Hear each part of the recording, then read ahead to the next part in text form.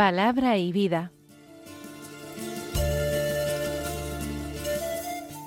Con el padre Manuel Horta, desde Sevilla.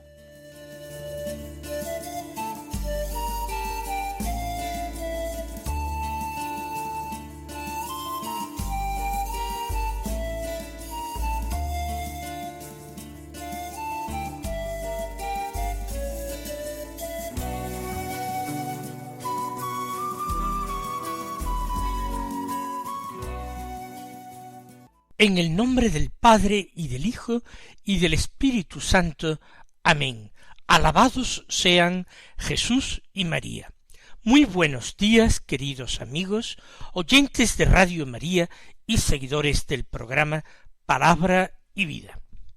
Hoy es el viernes de la séptima semana del tiempo ordinario. Viernes, recordemos, día penitencial. Estamos en ya un preludio del tiempo penitencial por excelencia, que es el tiempo de Cuaresma. Este viernes es 28 de febrero. Hoy culmina este mes, el más corto del año. Hoy nosotros volvemos a hacer de nuevo un pequeño examen de conciencia. Invitaba a hacerlo a fin del pasado año civil, invitaba a hacerlo después del mes de enero, a ver si los propósitos formulados para el año nuevo los estábamos poniendo en práctica.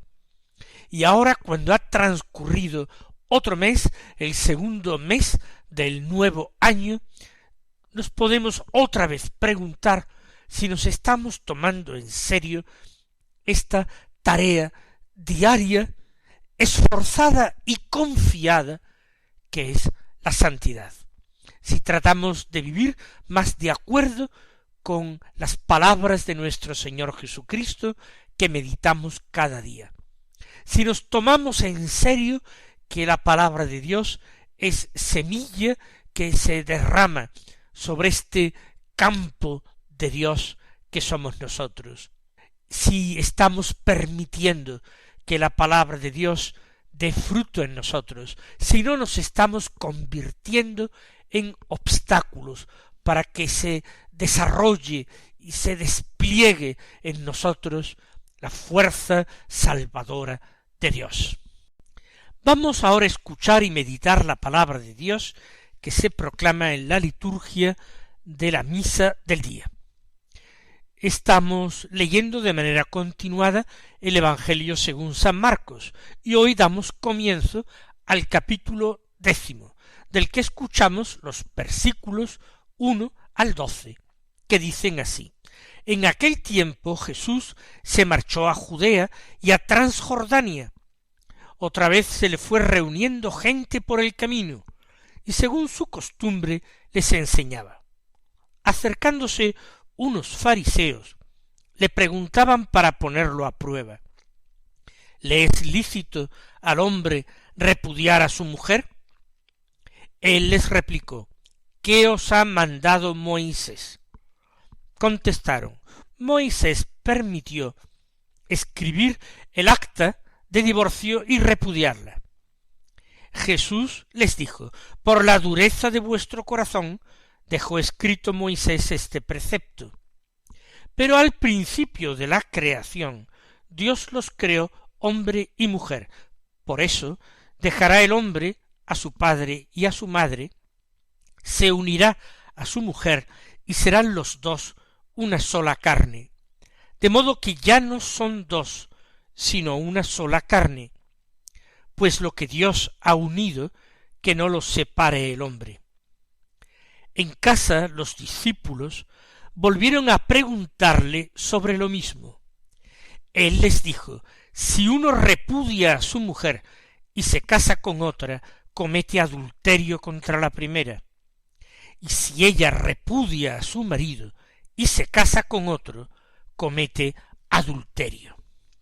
Vamos a tratar de adentrarnos en este texto formidable, porque resultó nuevo para los doctores de la ley fariseos y para los mismos discípulos y apóstoles del Señor. A todos les sorprendió. Jesús abandona Galilea, abandona Cafarnaúm. Él se dirige a Judea, se dirige probablemente a Jerusalén, pero no va hacia Judea siguiendo un camino recto de norte a sur, camino que atraviesa la región de Samaria, sino que, por el contrario, él va hacia el este para seguir un camino que bordea el río Jordán y va descendiendo hacia lo que hoy es el país de Jordania, y luego allí ya en Judea atravesar hacia la otra orilla del río. El camino va por la orilla oriental, atravesar el río y adentrarse en Judea derechos hacia Jericó y hacia Jerusalén, subiendo. Este es el plan de Jesús, y de nuevo se le va reuniendo gente por el camino, y de nuevo el Señor aprovecha las marchas para enseñar, para adoctrinar a los suyos. A lo largo del camino hay encuentros de Jesús con distintos personajes. Esto está muy marcado en el tercer evangelio, en el evangelio de San Lucas, el cual presenta toda la vida pública de Jesús como un camino que él realiza de Galilea a Judea, y en el que estos encuentros, estas preguntas, estos episodios, se van sucediendo a modo de jalones en el camino. Aquí también, en el camino, se acercan unos fariseos. ¿Qué hacen los fariseos allí? Pues muy sencillo, posiblemente estos fariseos se dirigen a Jerusalén, a la ciudad santa, y posiblemente ellos desdeñan atravesar Galilea, porque sienten un profundo desprecio, una gran aversión por los galileos, a los que consideran unos grandes herejes que han pervertido la religión pura del Dios de Israel, que no dan culto legítimo, que rehúsan adorar a Dios en Jerusalén y le dan culto en el monte Garizim o en el monte Ebal. Quizás fariseos, dirigiéndose a Jerusalén, adoptan el mismo camino que Jesús, siguiendo la orilla del río Jordán por la Transjordania. Y entonces los fariseos aprovechan la ocasión para poner a prueba a Jesús con una pregunta sobre el derecho judío, y una pregunta que podía tener su controversia. ¿Le es lícito a un hombre repudiar a su mujer? Realmente en la ley de Moisés se daba permiso al varón para repudiar a la mujer, pero lo que realmente están planteando los escribas, los doctores de la ley, no es este hecho, que resulta bien claro, sino en definitiva el motivo por el que se puede repudiar a la esposa, a la mujer. Otro evangelista lo dice más claramente, porque se puede repudiar por cualquier motivo, ¿es lícito o no? Y Jesús dice, ¿qué os ha mandado Moisés? La respuesta podéis encontrarla en la ley. Y les contestan aquellos doctores de la ley, seguramente son doctores de la ley, Marcos habla solo de fariseos. Moisés permitió escribir el acta de divorcio y repudiarla. Es decir, se tiene que formalizar un documento que muestre que este matrimonio se ha extinguido y haga capaz al hombre de un nuevo matrimonio. También la mujer repudiada podía intentarlo. Lo que pasa es que quedaba ya muy marcada. ¿Por qué? Porque si no se conocían claramente los motivos, podían sospecharse los peores. Por eso, los fariseos contestan bien: Moisés sí que permitió divorciarse uno, sí permitió repudiar uno a su mujer, eso sí, escribiendo, redactando, firmando un acta, el acta de divorcio. Y ahora viene la respuesta de Jesús, que sorprende profundamente a todos. Porque, como hemos visto, la pregunta no iba directamente a ver si era lícito o no era lícito. La ley lo permitía. Sino los motivos que se podían esgrimir para dar el acta, para escribir el acta de repudio. ¿Qué motivos serían suficientes?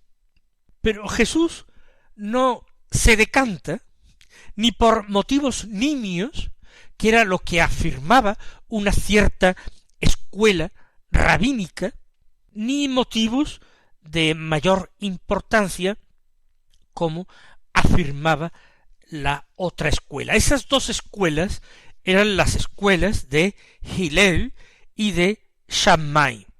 La escuela de Shammai era la más estricta, la más rígida. Tenía que producirse una causa grave que justificara el repudio. Por ejemplo, que se hubiera cometido adulterio por parte de la mujer. Mientras que la escuela del doctor de la ley, Hillel, permitía el divorcio por cualquier motivo, por motivos nimios. Lo que se pretende ahora es que Jesús se decante por una de las dos escuelas. O tal vez se pide al Señor que diga una palabra sobre este tema del divorcio, que se permitía también en el derecho romano, y que sin embargo en ocasiones dejaba a la mujer repudiada en una situación económica, social, familiar muy difícil. Pronunciarse a favor del divorcio por cualquier motivo podía herir profundamente a las mujeres que seguían a Jesús, mientras que ser muy estricto en las condiciones para el repudio podía de alguna manera asustar u ofender a los hombres, a los varones que seguían a Jesús. ¿Qué hace entonces Jesús? Pues Jesús, que se ha remitido a Moisés, no deslegitima a Moisés, pero se sitúa en un plano superior. Establece una autoridad superior a la de Moisés. Y esa autoridad superior a la de Moisés es la autoridad de Dios.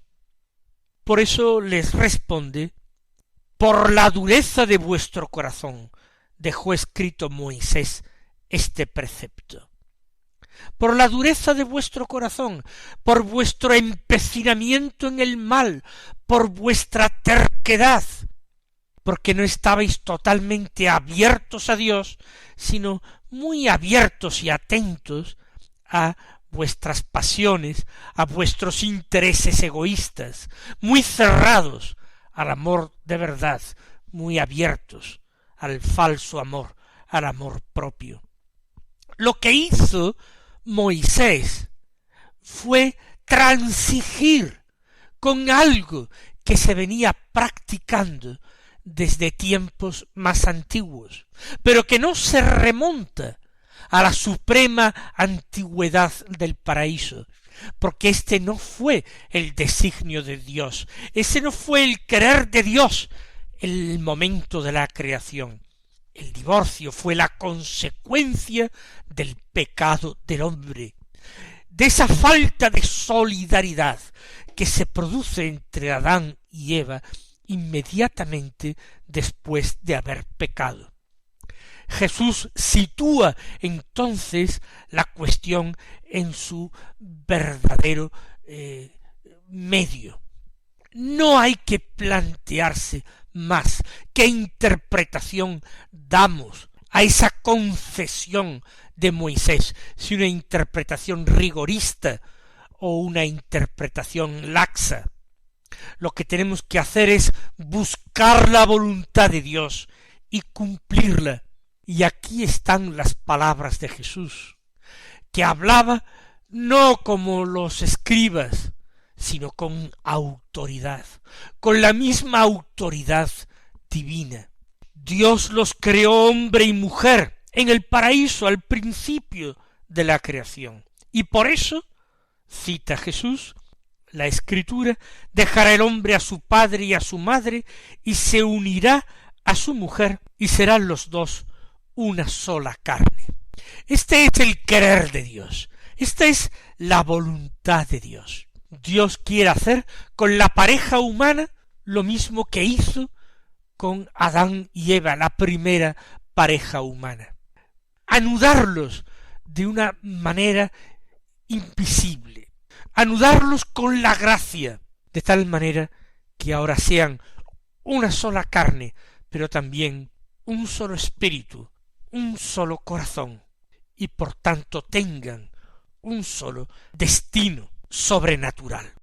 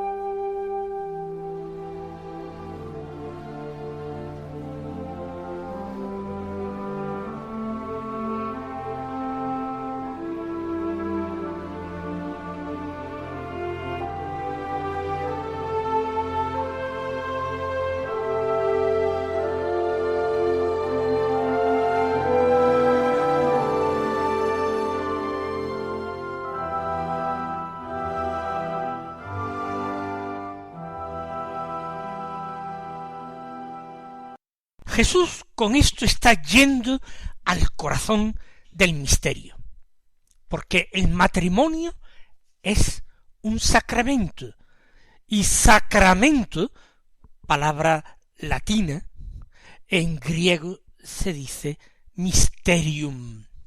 Sacramento, misterio, es lo mismo. Jesús está yendo al corazón del misterio. El matrimonio no es una pura realidad humana, no es un puro contrato en que dos partes se ponen de acuerdo y lo firman.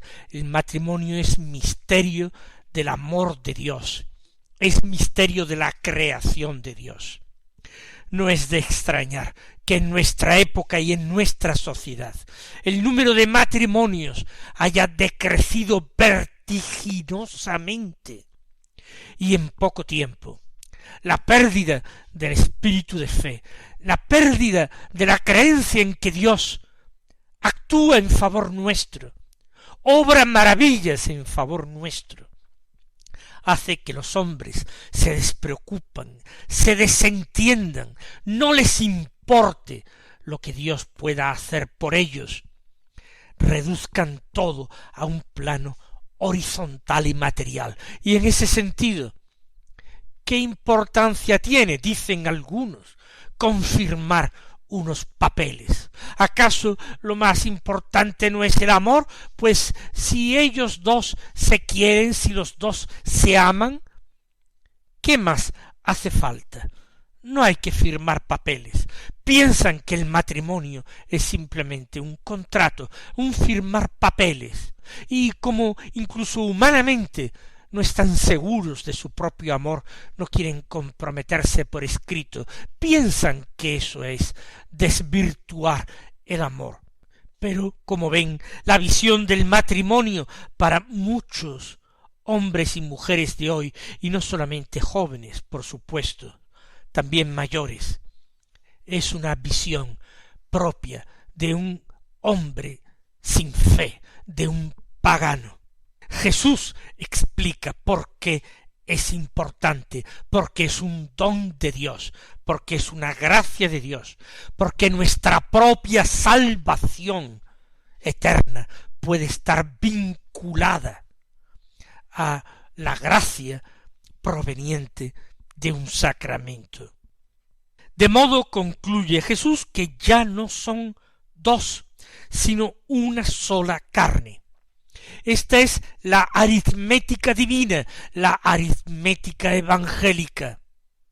1 más 1 ya no es igual a 2, sino que en este caso 1 más 1, por la acción de Dios, es igual a 1.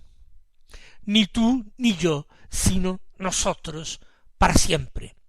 Y a recibir la gracia de Dios de una manera misteriosa, repitámoslo, al unísono, convirtiéndonos el uno para el otro en instrumentos de salvación. Pues si esto es así, y el matrimonio es esta maravilla que Jesús describe, la conclusión la saca él mismo, pues lo que Dios ha unido, que no lo separe el hombre. ¿Cómo se va a atrever el hombre a enmendarle la plana a Dios? ¿Cómo la obra, la criatura, va a enseñarle al Creador lo que tiene que hacer, cómo lo tiene que hacer?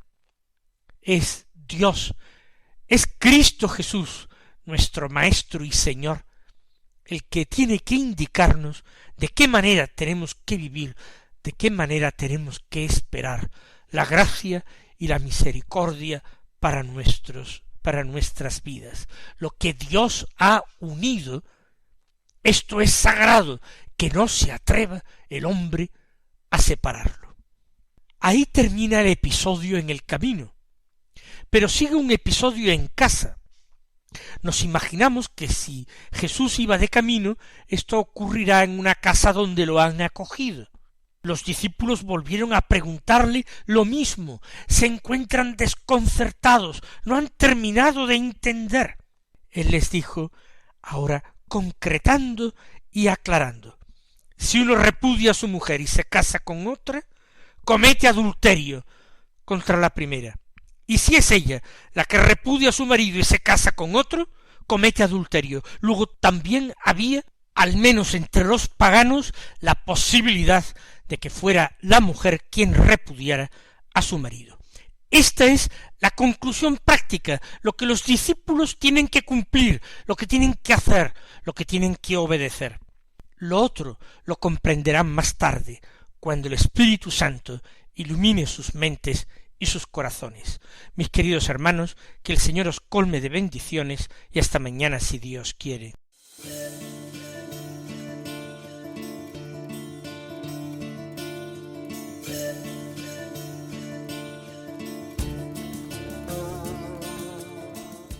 Han escuchado en Radio María Palabra y Vida, un programa que dirige el Padre Manuel Horta.